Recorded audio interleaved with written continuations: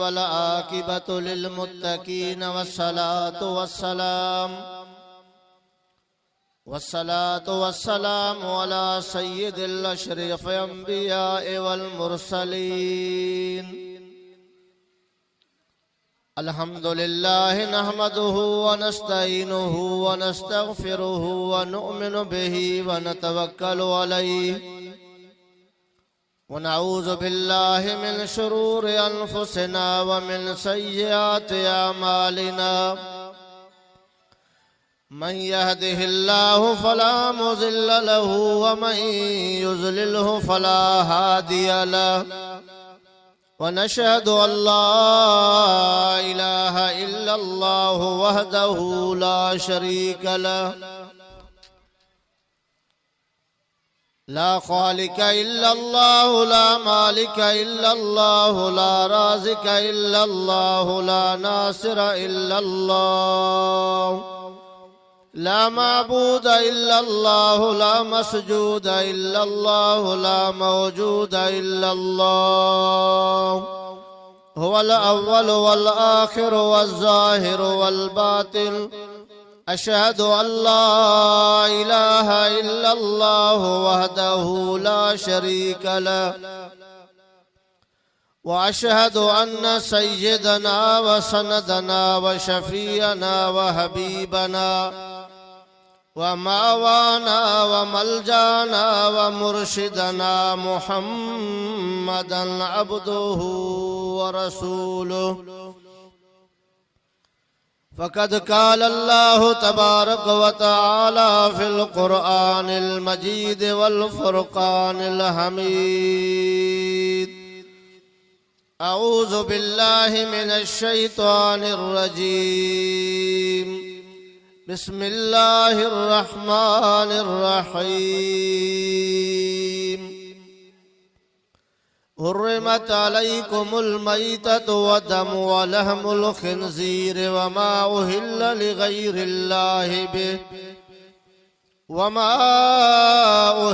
लिग़ैरिल्लाहि बिहि वल मुनख़निक़तु वल मौक़ूज़तु वल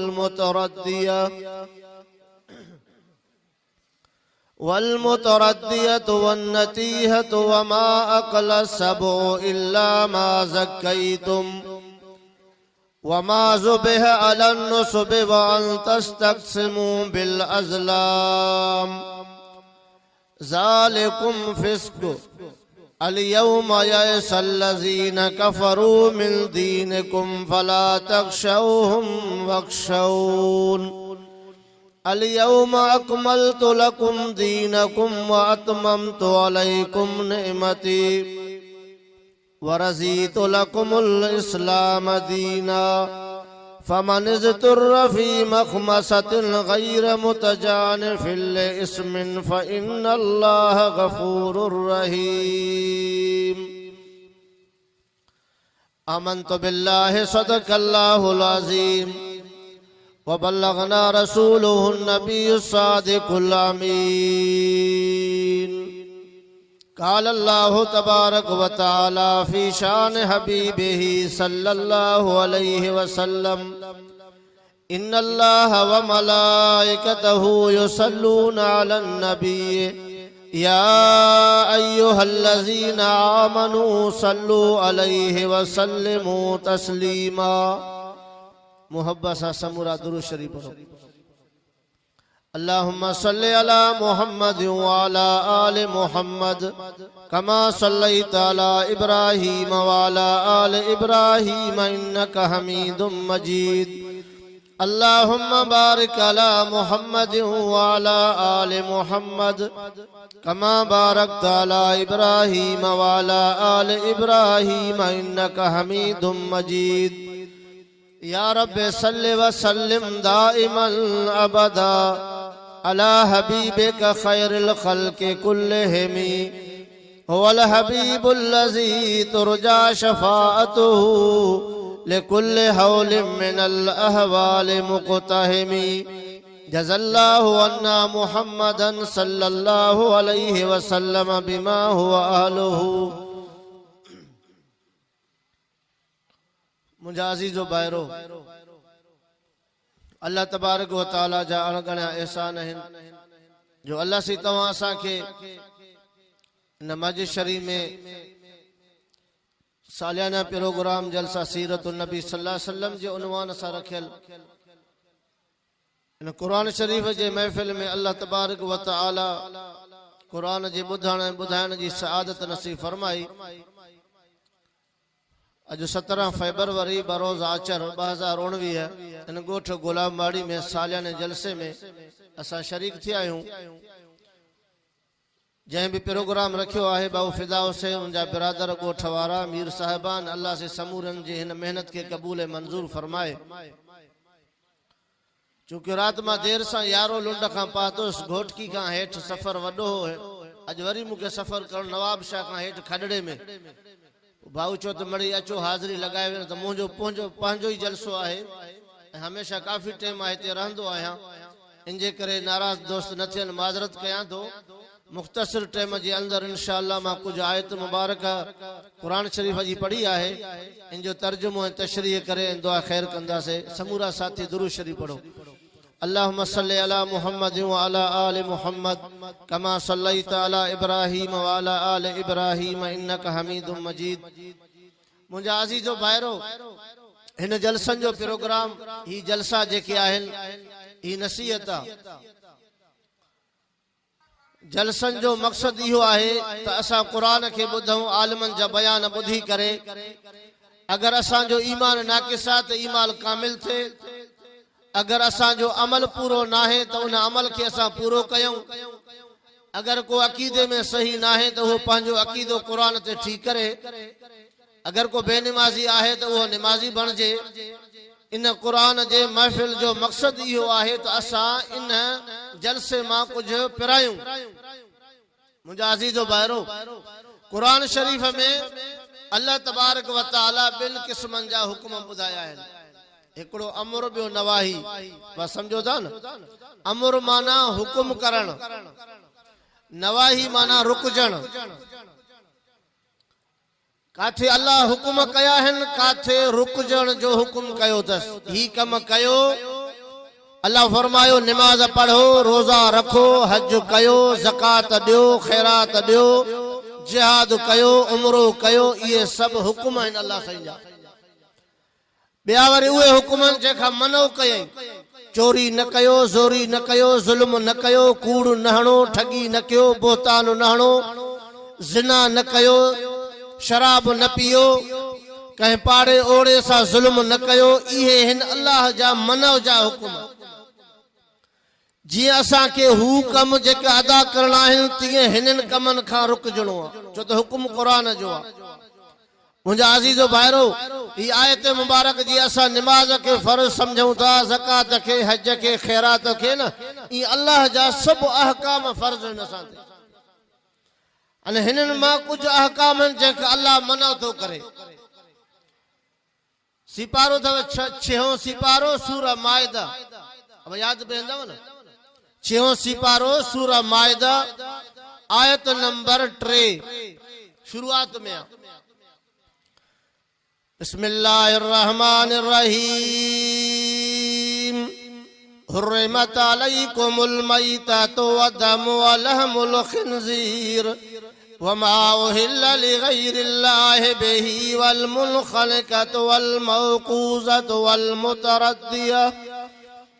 मुतरद्दियतु वन नतीहतु वमा अकल सबु इल्ला मा ज़क्कैतुम वमा ज़ुबिह अलन नुसब वमा वअन तस्तक़सिमू बिल अज़लाम। हुर्रिमत माना अल्लाह फरमाए थो त मां तव्हां ते ही शयूं हराम थो कयां। जी असां ते अल्लाह से निकाह माउ जो हराम कयो आहे। ॾाॾी जो निकाह हराम कयो अथसि मासी जो निकाह हराम कयो अथसि। भई अल्लाह जा हुकुम आहिनि न। अगर न ॿुधाया त असांखे कहिड़ी ख़बर हुजे हा। हाणे तो रब फरमाए हुर्रिमत अलैकुम मां तव्हां ते कुछ शयूं हराम थो कयां। कुरान जा लफ़्ज़ आहिनि हुर्रिमत अलैकुमुल मैततु। रब थो फरमाए कुरान शरीफ में मां तव्हां ते मुअल जानवर हराम थो कयां।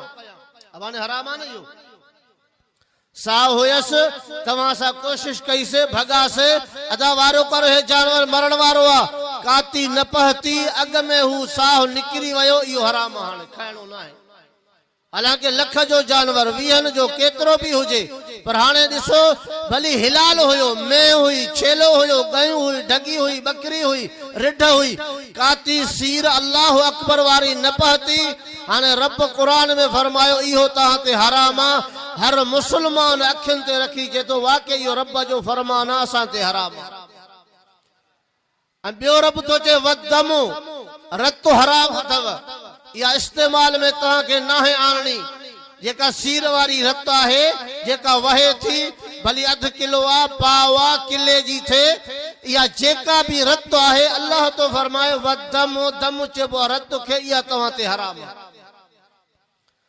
3 नंबर ते अल्लाह फरमाए वलहमुल खिनजीर खिनजीर जो गोश्त तहां ते हराम आहे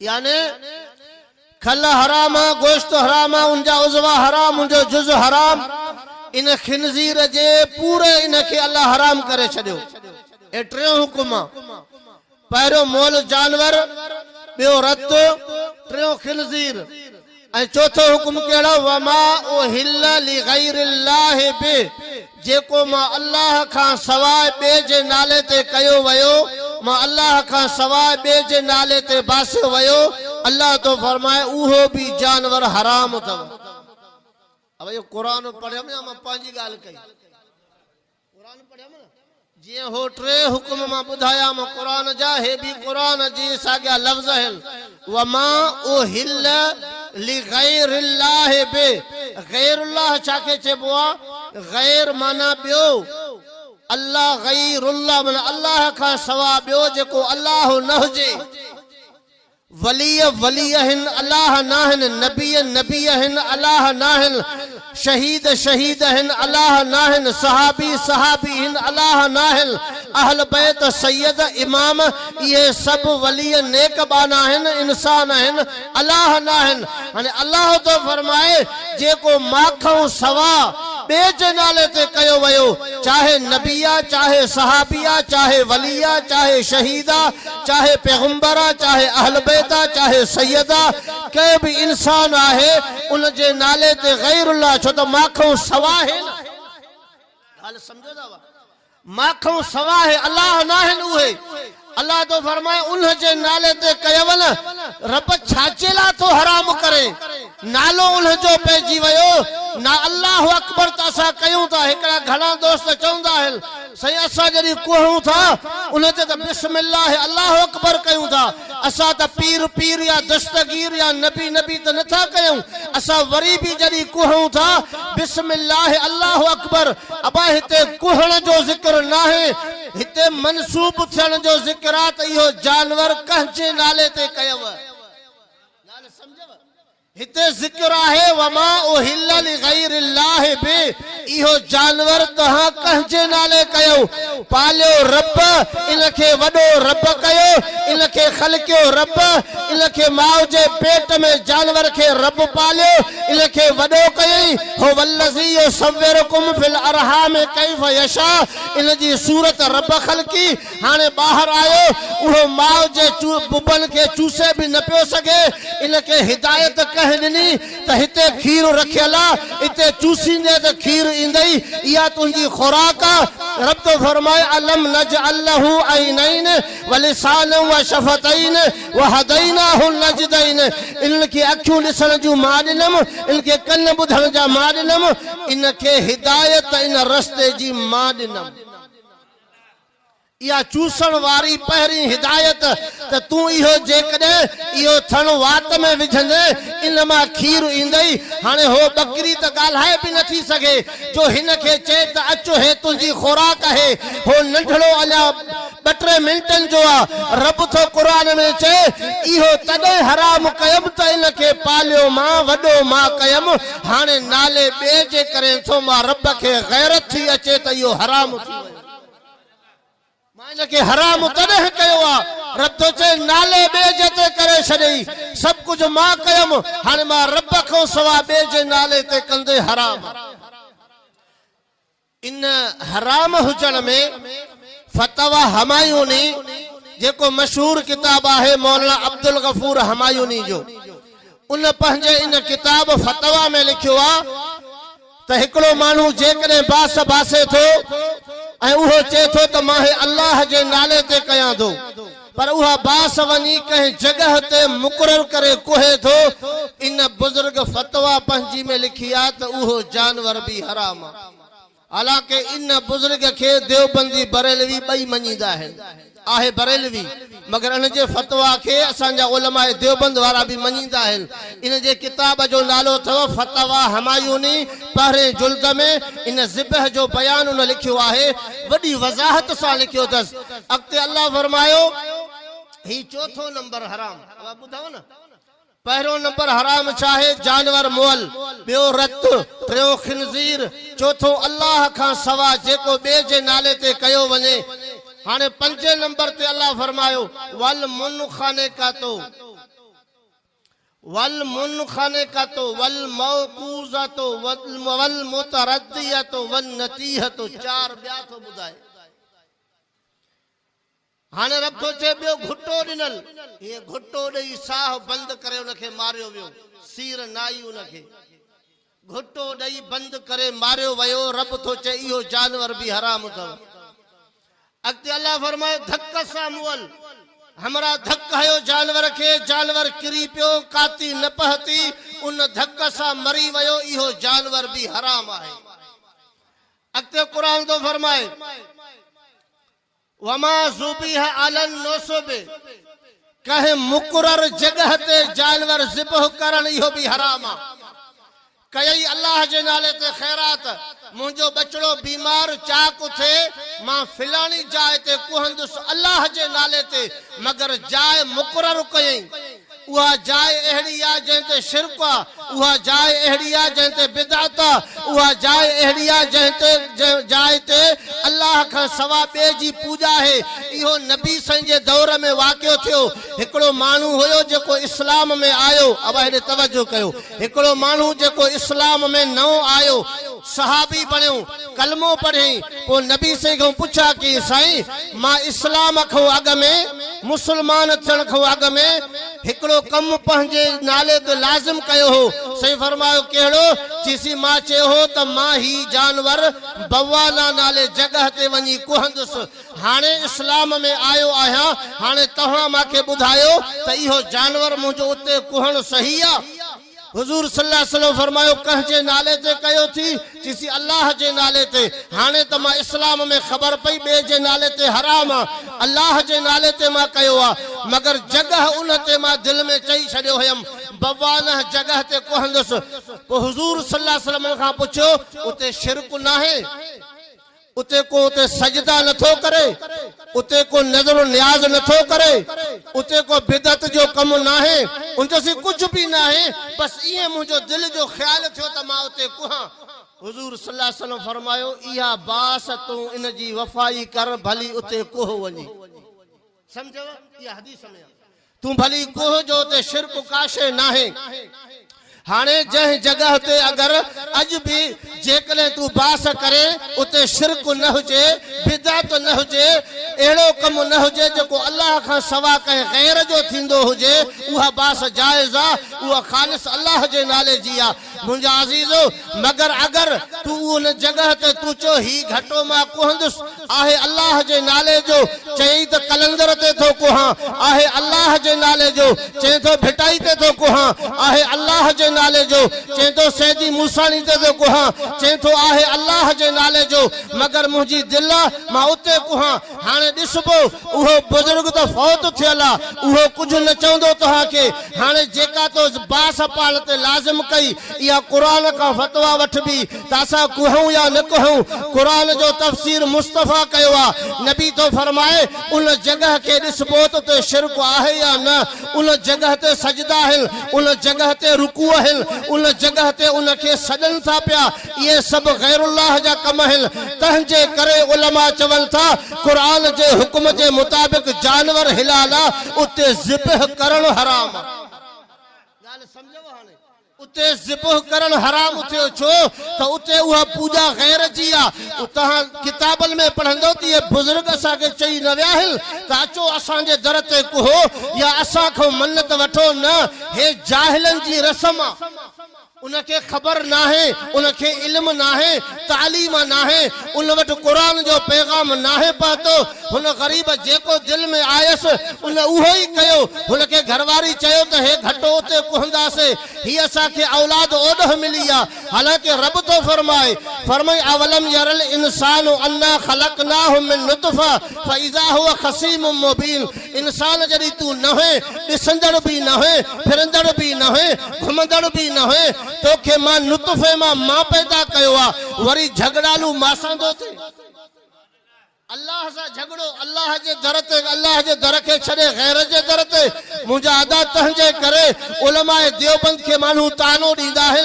त तहां वलियन के नथा मन्यो तहां नबियन के नथा मन्यो ओ इन बास जे करे मां तवा के चंगी तरह बुधाया छो त उन्हन जा किताब मां खुद पढ़या है मां फारिग ओतह जो आया मां उन्हन जा किताबन मां तवा के दलील दिनो त बहारे शरीयत में भी हराम लिखला फतवा हमायून में भी हराम लिखला पर अज दौर एड़ो आ जो है पंहिंजे किताबन के मञन भी कोन था ये हकीकत बुधाया मा तो एकड़ो किताब है बहारे शरीयत जेको मञल फतवा जो किताब आ जेको इल्म में फतवा लिखंदा है ए पंहिंजे मदरसे में पढ़ाईंदा है उन किताब में लिखल है अब आप बुजुर्ग हेडे ख्याल कर बस 5 मिनट थव तवज्जो सा इल्मी नुक्ता थव बुध हलो दुरूद शरीफ पढ़ो सब मुझे साईं ते बुलंद आवाज से गर्जी करे गुलाम बाड़ी वारो अज है दुरूद नबी जे रोजे ते मलाइका पहुंचाईंदा अल्लाहुम्मा सल्ली अला सय्यदना व शफीना मुहम्मदिन नबील उम्मी व अला आलिहि व सहबिहि व बारिक व सल्लम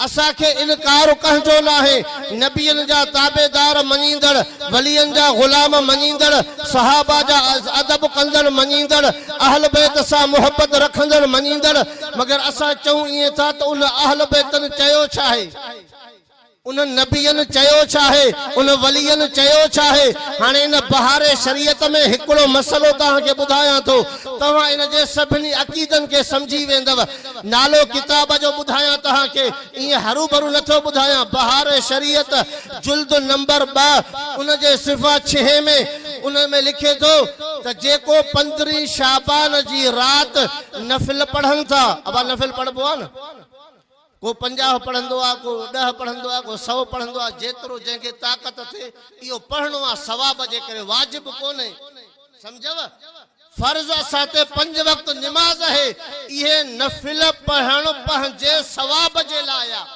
इयो फर्ज ना है त मां न पढ़ंदुस त गुनाह थींदो ये समझव गाल सुबह जी नमाज न पढ़ी से गुनाह थींदो ज़ोहर जी नमाज न पढ़ी से गुनाह थींदो ये 5 वक्त नमाज न पढ़ी से गुनाह थींदो ये नफिल न पढ़या से गुनाह न थींदो पढ़ंदे सवाब न पढ़ंदे तो गुनाह ना है छो त नफिला नफो पंहिंजे लाइ नफो आ हाणे उन किताब में लिखे तो इहो नफिल हर एक के जुदा पढ़नो आ इहो नफिल हर एक के जुदा पढ़नो आ को भी नजी जमायत ना है कंदो न जमायत सा पढ़नो आ उन में लिखे तो त इहो जह नफिल जमायत सा पढ़ियो इन जी जमायत कई इहो मकरूह हुआ इहो किराहत इहो नाजायज आ उन में लिखे तो त इहो बिल्कुल उलमा जो इत्तेफाक सा फतवा है त इहो नफिल पढ़न जमायत सा बिल्कुल नाजायज हराम बहारे शरीयत में लिखे त इहो नफिल जमायत सा हराम आ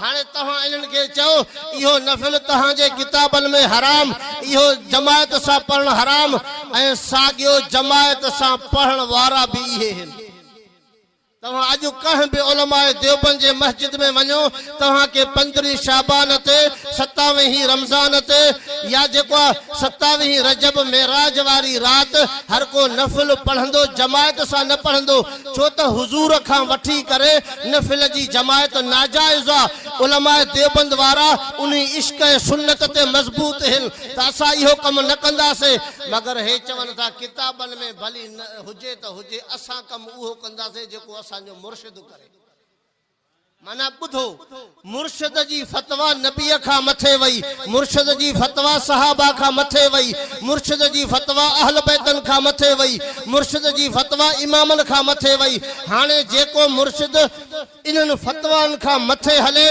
हे चवन था उहो आशिका, जेको नबी जो तरीको वठे सहाबा अहल बैत इमामन जो उन्हन जे तरीके ते हले ची हे त कटड़ू अब हे उल्टी खोपरी आ न थोरो समझंदा वञो। असांखे उल्टी खोपरी न खपे, असांखे क़ुरान जा हुक्म खपन। क़ुरान तो चए वमा ज़ुबिह अलन नोसोबे त कहे मुकरर जाए ते कोहण हराम थव।